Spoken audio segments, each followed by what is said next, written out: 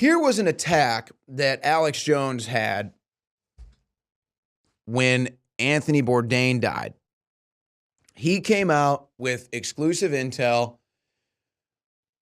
telling you about Anthony Bourdain behind the scenes coming out against the Clintons, against the Democrat Party, against the liberals in Hollywood that were treating women like meat, essentially, or honestly worse. And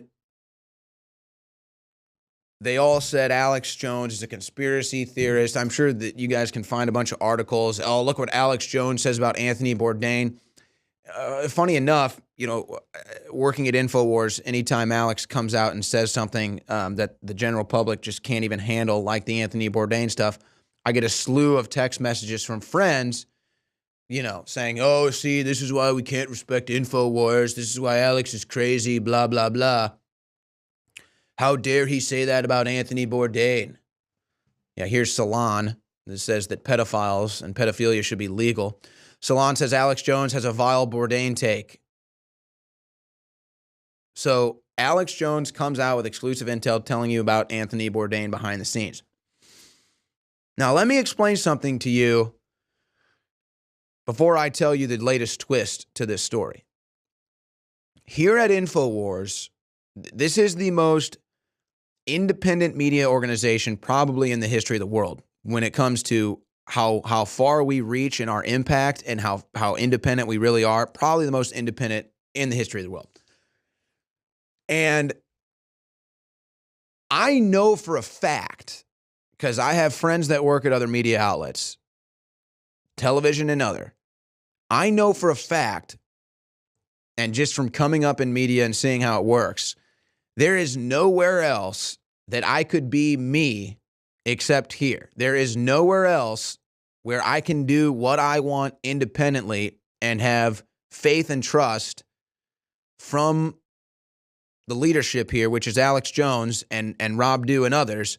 I know for a fact there is nowhere else I can go and have the same independence to report what I want, how I want. And the reason I'm telling you this is because I came up studying journalism, journalism ethics, journalism law. I've been working in live media for almost 10 years now.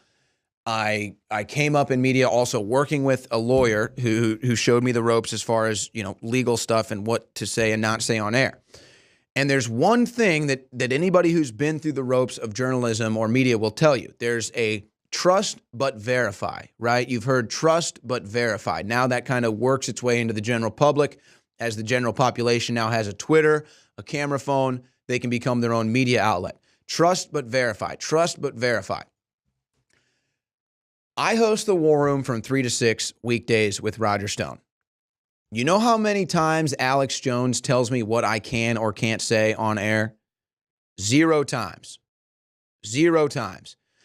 I would say maybe once, maybe twice a month, Alex will even come to me and say, hey, here's the big story. Here's the big angle. Here's how you should present this. But that's it. He doesn't babysit me. Okay? He doesn't tell me what to do. He doesn't try to shut me down. Now, why am I telling you this? Trust but verify. There are many, I shouldn't say many times. There have been a handful of times where Alex has come to me with exclusive information and he says, look, Owen, here's the deal with this story. I've got my sources. This is the real deal. Perfect example, Las Vegas shooting. This is the latest example. So Alex Jones comes up to me, and of course I'm listening to the show. I know what he's reporting that day about Anthony Bourdain, and he says, look, Owen, this is the real deal. You know what's going on. We've got this exclusive intel on Bourdain. There you go. Now you've got it. Now, as somebody who's come up in media, you have to understand that everything I say and do live on air is my reputation at stake. So even though I trust Alex Jones, I love Alex Jones, even when he comes up to me and says that, as a properly trained member of the media, it's even hard for me to go on and say it because it's not my intel. It's not my sources.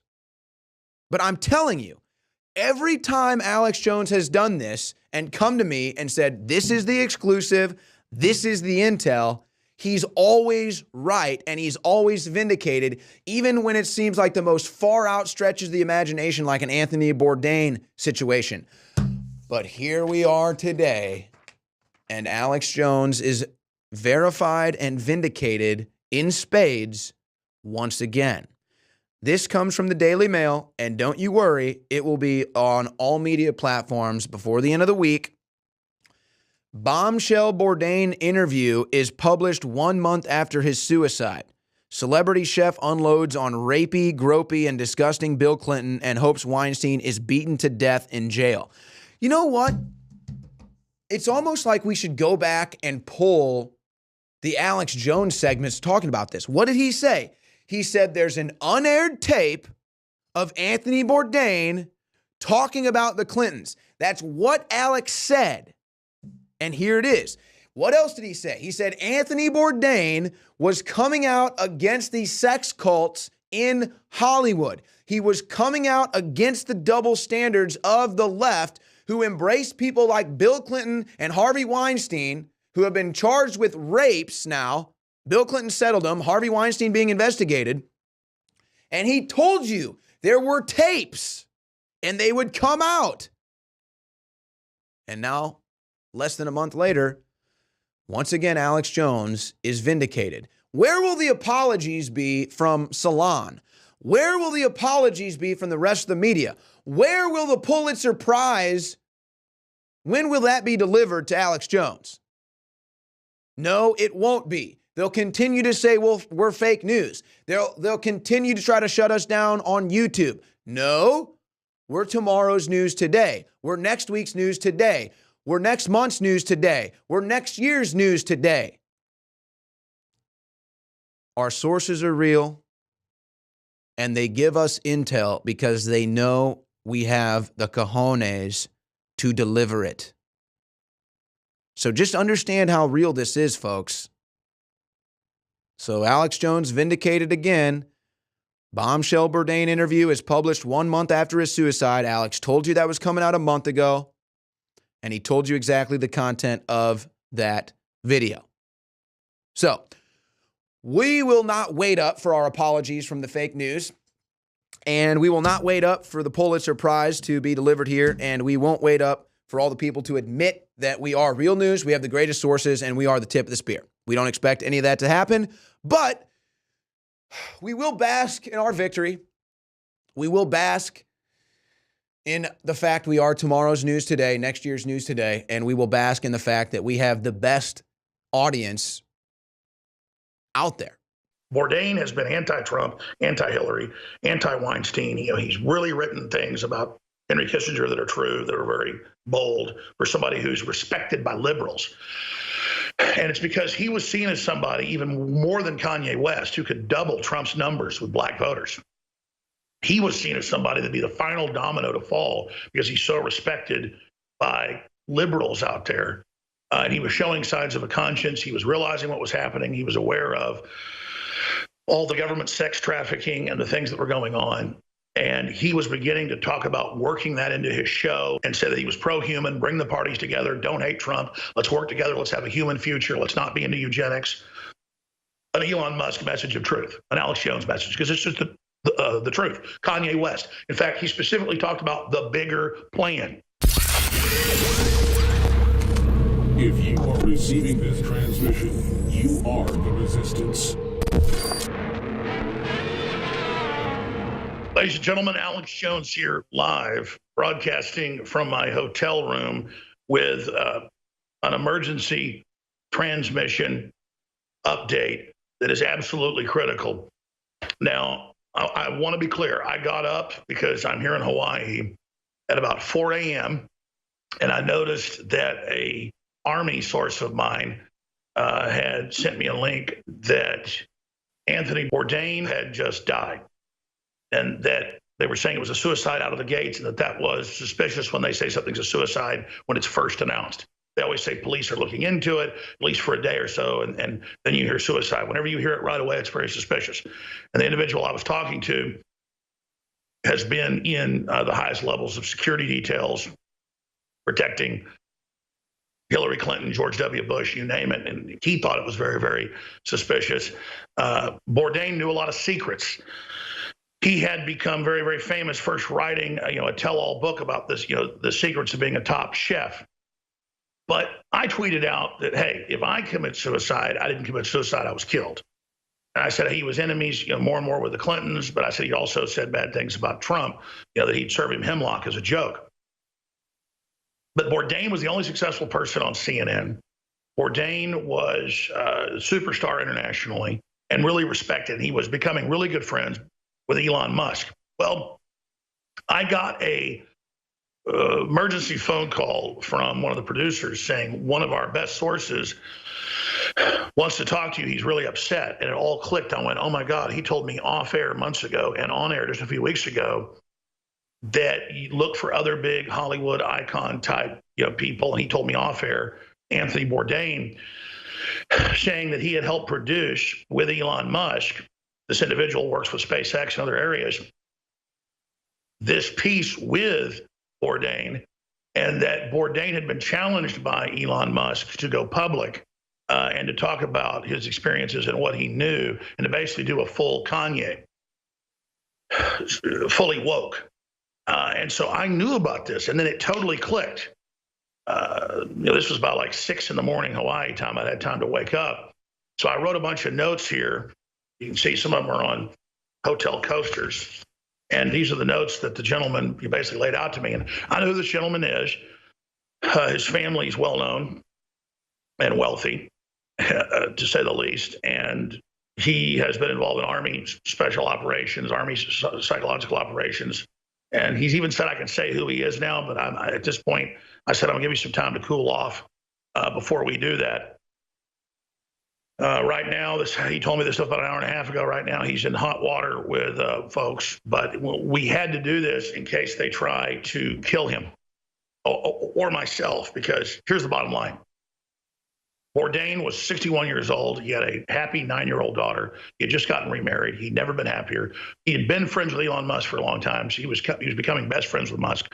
Musk is fully awake to globalism, the New World Order, the whole brainwashing system, the post-human system they're trying to set up. He's been saying everything that I told you 20 years ago and I put in Endgame 11 years ago, not because he's following what I said, but because that's what the globalists are planning. And he's been let in at the highest levels into their meetings because he's a high IQ guy and a multi-billionaire. And now he's under Soros attack and others trying a hostile takeover. So they were in Marrakesh, Morocco 2 months ago, kicking off the taping of his new season. 0.0 is the production company. He owns his own show.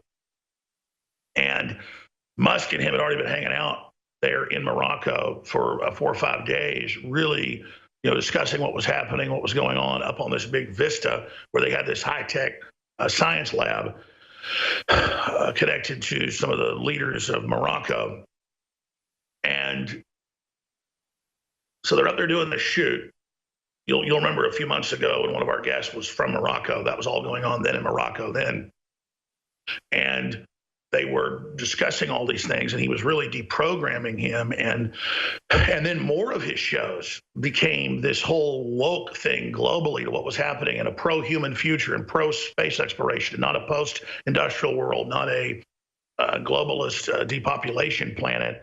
Not this thing where the AI gods take over that Musk and others have warned about, that Google and others are embracing and saying humans are bad. We need a post-human world. So Bourdain has been anti-Trump, anti-Hillary, anti-Weinstein. He's really written things about Henry Kissinger that are true, that are very bold for somebody who's respected by liberals. And it's because he was seen as somebody even more than Kanye West who could double Trump's numbers with black voters. He was seen as somebody that'd be the final domino to fall because he's so respected by liberals out there. And he was showing signs of a conscience. He was realizing what was happening. He was aware of all the government sex trafficking and the things that were going on. And he was beginning to talk about working that into his show. He was working that into his show. And the word has come down now. We actually have the almost 12-minute video clip that is the episode in Morocco, but the 12-minute sit down and the 45-minute, hour-long episode, but 45 minutes is actual program, actual show. Our sources have the 11-minute, 50-second clip. If they ever think that they're going to now grab it and make it all a retrospective about Bourdain and mix in his old episodes and change it, they got nothing coming, because Bourdain had Final Cut, but his company didn't. And so just like Stanley Kubrick put out Eyes Wide Shut, when he had the Final Cut done, he had Final Cut power, but he refused to cut 24 minutes. He died instantly. And I've talked to his daughter, who was his protege, and the stuff she told me was off record, but let me just tell you, it all fits together. I've also talked to the Lennons, and they told me he's off record, but it all fits together just for my information. But I almost, at this point, almost don't want to know stuff in confidence anymore, because it's like the Gnarls Barkley song. Well, I was crazy, not because I didn't know anything, because I knew too much. So that's all going on. So I'm seen as one of the only venues where people can actually get this stuff out, where people aren't scared. And I've been told by the Pentagon and other patriots, the highest levels, that they fear Trump, they fear Donald Trump Jr., they fear Matt Drudge, they feared Anthony because he was starting to wake up to what was going on, was so influential with the left and others, and internationally was such a star. And they fear yours truly. And it's not like I'm proud to be saying this. It's a very dangerous position to be in, but they really fear, almost more than anybody except Trump right now, Elon Musk. And Elon needs to go public. I've already been saying that. He's been going public against the media. He's been going public against the AI takeover plan. But Elon, this was a message to Elon Musk. Anthony Bourdain was one of the #1 hosts in the world, the only success CNN had. He was branching out. He was planning to do programs on child trafficking, human sex trafficking. He had become best friends with Elon Musk. He had spent close to a week in Morocco 2 months ago at a private home with a scientific research facility. And we have the 11-minute, 50-second clip that they want cut out. We're able to bring that to you. It's been offered to us, but we're not going to air that here at this point. But if CNN or anybody says we're lying about this, we'll drop the hammer on you. I won't drop the hammer on you. Somebody's going to drop the hammer on you. They didn't want this clip to come out. They didn't want this information to come out. He was calling for a global awakening. He was understanding the Democrats are actually pro-war. They've been funding ISIS and Al-Qaeda. He understood that the Republican establishment was just as bad as well, and that all these people claiming they were liberals weren't really liberals, and that Trump had a bigger plan, a new Renaissance plan, and Elon Musk had convinced him of this. And so Bourdain was preparing, just like Kanye West and just like Kim Kardashian, to begin to reach out to Trump, just like she came to the White House last week on getting black people out of prison who were given racist sentences because of what color they were. See, that's the perfect way for her to reach out and show that Trump's good, and then have him move towards getting those laws changed, which he's now announced. The Clintons got it passed in '94, saying blacks were animals and needed to be made to heel like dogs. Remember that? Well, Trump thinks that's wrong. And so all this was about to happen, and Bourdain was aware of what was happening, and the Clintons were failing. They were falling. He was starting to come out and criticizing Hillary. He was starting to come out and criticize others like Weinstein, and he was about to become not a conservative, not even a nationalist. He's a true international guy, but in the good sense, he wanted peace and love. He'd spoken out against Kissinger. He'd spoken out against, he said, I'll serve hemlock to Trump back when he was buying into the bull. But he was getting ready via what was happening with Elon Musk to be a real leader and to go meet with Trump and to go public. That's really the big news here. And now he's died mysteriously in a hotel room, a crappy hotel room, right when he just got remarried, right when he has a 9-year-old daughter that's so happy, right when he told Elon Musk and others that he's the happiest he's ever been. This magically happens, ladies and gentlemen. The only guy successful in their entire system, and everybody liked him because he had a little bit of humanity to him compared to somebody like Wolf Blitzer, somebody like Brian Stelter, or somebody like Hillary Clinton. Now he's dead. And they just say, boom, suicide, boom, move on. If fascism ever comes to America, it'll come in the name of liberalism.